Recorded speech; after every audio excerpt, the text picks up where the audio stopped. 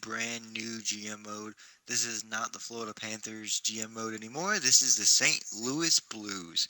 Welcome to St. Louis, guys. I decided to do another GM mode because the other one just got unrealistic and bored. So this one's going to be the most realistic one I've ever done. Injuries are on. The trade difficulty is up all the way, and it's just gonna be really fun to do. It's gonna be like we're actually in NHL. Anyways, I'm gonna show. Sorry about that. I'm gonna start off by showing you guys the team. Assistant coach off. It's all us. We got Alexander Steen, of course, which I love his contract, 5.8 for 2 more years. So we can choose whether to dish him or to keep him. So that's a perfect contract. We got David Backett, who's probably not going to get re-signed this year, 4.5 for 1 year.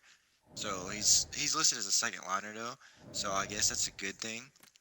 I don't plan on re-signing him though. I mean, I might. It just comes down depending on how he does this season. We got the good old Vladimir Tarasenko. This is gonna be our franchise player. He has a perfect contract, 8 years, 7.5 mil. So right when he gets to his peak, to where he's like, I don't know if my overall is gonna stay the same or drop. We'll discuss that once you know. We got Patty Berglund, who he's in a good contract right now, 3.7 for 2 years. I like that contract. Paul Stasny, I don't like his contract, 7 million for 3 years. That's a little too much, I believe, but we'll have him for 3 years. We can't move him not with that big contract, so we'll have Paul Stasny for 3 years, guys. We got Swartzy, Jaden Swartz. He's a first liner sniper, but he's playing in the second line minutes. He's only 23 years old, so he has nothing but room to improve. And he's got 1 year left on his current deal. Where we'll probably have to pay him 5 mil after this year. I'd be okay with that if he moves up to 88. Maybe we replace him with Stain. We got the former Florida Panther, Scotty Upshaw. I like his contract. Very small and very short. Very good. We got Yuri Laterra, who's also a second liner, listed as one. So if we do drop David Backett, he'd play second line minutes. 2.7 for 1 year. He's gonna want about maybe 3 million after this year, but we'll see about that when it comes here. We got Troy Brower, a perfect third liner, even though he's listed as a second. He's a perfect third liner because he's a grinder and he's really grindy. He's got 1 year left on his deal as well.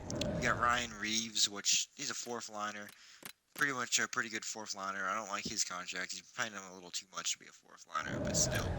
We got Kyle Bozniak, which is pretty much a random player. 1 year for not even a mil. That's a random player, but that's fine with me. And we got good old Steve Ott. He's got 1 year left on his contract. In my opinion, his contract, I know he had a big contract. That's why it's so much, but it's ending. Then we won't have to worry about him. I'll probably re-sign him for cheap if he'll take it. He's a perfect fourth liner. Defense, this is where we really kill people. Alex Petrangelo, top 2 D-man. He's going to be here for a long time, another 5 years. So right when he's 30 is when we'll have to re-sign him. If he is still 90, we probably will. Kevin Shattenkirk, 26 years of age, 4.2 million for 2 more years. That's actually a really good contract for now, and then we're gonna have to pay him a lot of money. This guy, Colton Perioco, or Perioc, Perio, Perio, Perio. There we go. Colton Perio, 22 years of age. He's gonna be the future defensive core. So keep your eye on him. We got Jay Goldmeister, who signed for another 4 years. I don't really like that contract, but it's a nice long contract, so he'll probably retire here because he'd be hard to move. Carl Gunnarsson, perfect defensive D-man for the bottom pair. He's in a contract here as well. He's about 3 million. So. Then we have Robert Bertuzzo, which he could be a little project. He could be a little bit better. Maybe get to 82. That'd be pretty good. Maybe 84. So yeah, he's not in a contract year, but next year will. So hopefully he jumps up to maybe 84 by then. And now in the crease, we have good old Jake Allen, who he still has a lot of room to grow. This is a starting goalie right now. He still has medium potential, so he still has room to grow. He's got 2 more years on his contract. We got Brian Elliott, who still has 2 years on his contract as well. They have very similar contracts, but Brian Elliott is playing backup position. Let's check out our draft pool. Well, our prospects pool, my bad. We got Ty Ratty, who he's going to be pretty good. 22 years old, top 6 forward. Keep your eye out for Ty Ratty in the next few years. We got Ivan Barbashk. He's definitely going to be really good. He's going to be a 77 at the end of this year, and then at the end of next year, probably be at 80. NHL. We got Pajari. He's another good prospect. Keep your eye out for him as well. Top 6 forward, high potential. Jordan Caron, I don't know if he's going to get any better. He could. It's quite possible. So we'll keep our eyes out for him. Danny Crisco. He could be maybe a top AHL forward. That's about it. Cody Beach. He's an enforcer, top nine potential. So he could maybe a good fourth liner, maybe defense, some power plays or something like that. Maybe a good penalty killer right there for the future of the NHL. So we'll keep our eyes out for him. As long as this guy, Yannick Velvisk, he could be something. He has really low potential, but he could be something. On defense, there's really nothing besides the guy. It's PT. Yeah, Peter. That's Peter. Peter Lindbaum, 21 years old, already at 80 overall, 7th D man. He's listed as a def D man, but he should be ready to play in the NHL next year.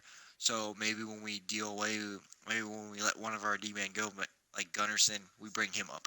It's not set in stone. That's a pretty solid option. And then these two could be something Smaltz, and I'm not even gonna try that. They could be something maybe not really more Smaltz than the other guy. Maybe not really though. And goalies, we really don't have any prospect goalies. I'll show you the prospects we have currently that are back in the CHL. Really nobody big though, as far as I know of. Let me get there. Alright, we have this guy, Sir Greed. I don't know, Sir Grieve. Yeah, he's really not going to be anything. 19 years old, 858 overall. He could be something. He's a project, maybe a career fourth liner. We got Ballas. He could be something. I mean, he has a little bit more potential than the other guy. Maybe a really depth. Maybe one of those scratch players that are there for injury. And this guy definitely has some potential. Vince Dunn, he could definitely be something. It would take quite a while for him to get up, but he could definitely be a D-man we want to look into for the future. So we'll keep our eye on Vince Dunn for sure. Right now, the only unsigned person that has any potential is this guy, Glenn Galden. He looks like he could be a pretty good two-way forward. 18 years old, high top 6 potential, 59 overall. I actually want to give him a contract before the year starts, but we really have no room for him. So we're going to play him. Actually, what I might do, I'm going to sign him and send him down to the CHL. So let me offer him a contract real fast. Alright guys, I went ahead and traded away a nobody AHL player who was really, really old. That way we have enough room to sign the guy we signed. I went ahead and sent him down to the minors, so he's not in the minors, the juniors, so he's playing in the juniors, and he should be ready to come up in the next few years. He got 2 more years on his entry-level contract, so, well, 3 years now, my bad, on his entry-level contract, so we don't have to worry about him for a while. Anyways, we're just going to hop through preseason here. And we're not going to sim many games in this first episode. Actually, yeah, we will. We're sim the first week. Let's go ahead and get through preseason.